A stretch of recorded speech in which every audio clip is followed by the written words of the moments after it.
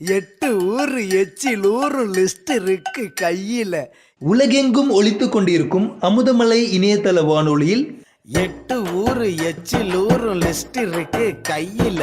எங்க ருசி. இப்பொழுது நாம் கேட்கலாம் இலங்கையின் சிற்றுண்டிகள். கம கம கம கம கம கம சமையல். வழங்குகிறார் முல்லைத்தீவு சகோதரி லேக்கா அவர்கள். கம கம கம கம. அமுதமலை நேயர்களுக்கு அன்பான வணக்கம். அமுதமலையில் இப்பொழுது நாம் கேட்கப் போவது இலங்கையின் சிற்றுண்டிகள்.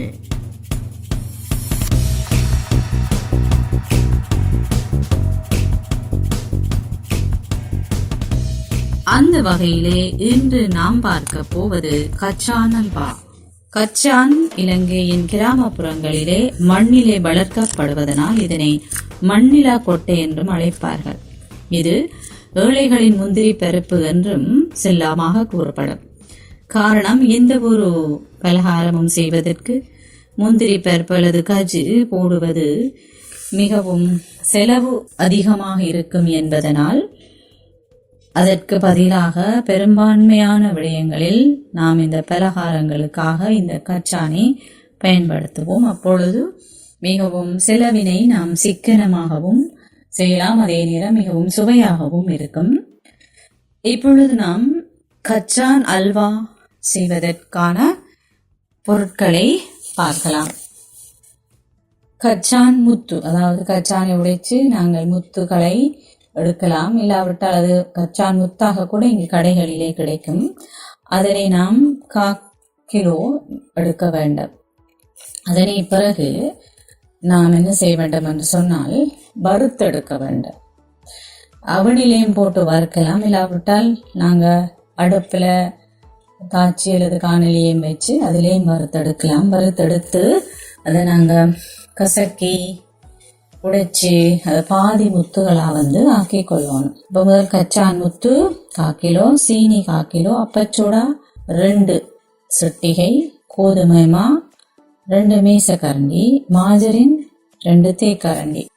இப்பொழுது கச்சான் அல்வா செய்வதற்கான முறையை பார்க்கலாம். ஏற்கனவே நான் சொன்னது போல கச்சான் முத்தை நாங்கள் தெளிவாக, அதாவது வறுத்தலது அவனிலே போட்டு பேக் பண்ணி எடுத்து கசக்கி தோலெல்லாம் புழைச்சி எடுத்து பாதி முத்தாக எடுத்து வச்சுக்கொள்ளணும். தட்டு வரத்துக்கு மாஜரினை பூசி ஒரு ட்ரேயை வாங்க ரெடி பண்ணிக்கொள்ளணும். ஒரு ட்ரேயில் நாங்கள் மாஜரினை பூசி ஒரு தட்டை ரெடி பண்ணிக்கொள்ளணும். அதுக்கு அடுத்ததாக தாச்சியில் சீனியை போட்டு அடுப்பில் வச்சு சீனியை இடைவிடாது வறுத்து கொண்டு இருக்கணும். தண்ணி போடக்கூடாது, சீனியை மட்டும் இந்த தாச்சிக்கில் போட்டு நாங்கள் வறுத்து கொண்டு இருக்கோம். சீனி முழுவதும் கரைஞ்சி இளகி பாகாக வர தொடங்கினதும் அதனுள் 1 தேக்கரண்டி மாஜரின், அப்பச்சோடா என்பவற்றிட்டு நன்றாக நாங்கள் சேர்த்து கொள்ள வேண்டும்.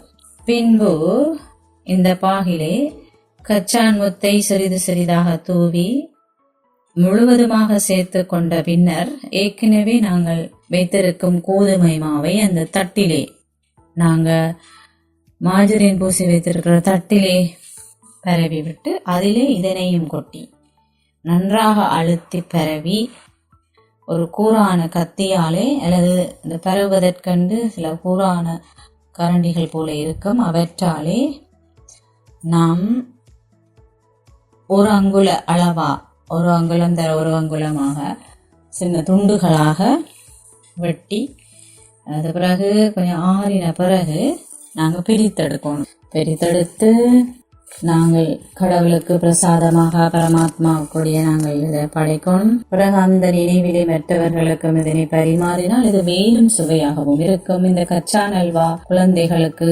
வீட்டிலே விருந்தினர் வருவதற்காகவோ அல்லது முக்கியமாக மழைக்காலங்களிலே எல்லாம் போத்தலிலே டப்பாக்களிலே போட்டு அடைக்கப்பட்டு பேணி பாதுகாக்கப்பட்டு வரும் பிள்ளைகள் எல்லாம் அடிக்கடி இதனை எடுத்து மிட்டாய் போலே சாப்பிடுவார்கள். பெரியவர்களும் கூட இதனை விரும்பி உண்பார்கள். ஆகவே பெரும்பான்மையானவர்களுடைய வீடுகளிலே இது இருக்கும். ஆர்மியர்களே, நீங்களும் இதனை செய்து சுவைத்து பார்த்து இது எப்படி இருந்தது என்பதை எங்களுக்கு நீங்கள் தெரிய தரலாம். மீண்டும் உங்களை இலங்கையின் சிற்றுண்டிகளில் சந்திக்கும் வரை வணக்கம். 8 ஊரு எச்சில் ஊரும் லிஸ்ட் இருக்கு கையில. உலகெங்கும் ஒலித்துக் கொண்டிருக்கும் அமுதமலை இணையதள வானொலியில் 8 ஊரு எச்சில் ஊரும் லிஸ்ட் இருக்கு கையில. எங்க ருசி. இதுவரை நாம் கேட்டோம் இலங்கையின் சிற்றுண்டிகள். வழங்கினார் முல்லைத்தீவு சகோதரி லேக்கா அவர்கள். வெட்டு வெட்டு கட்டு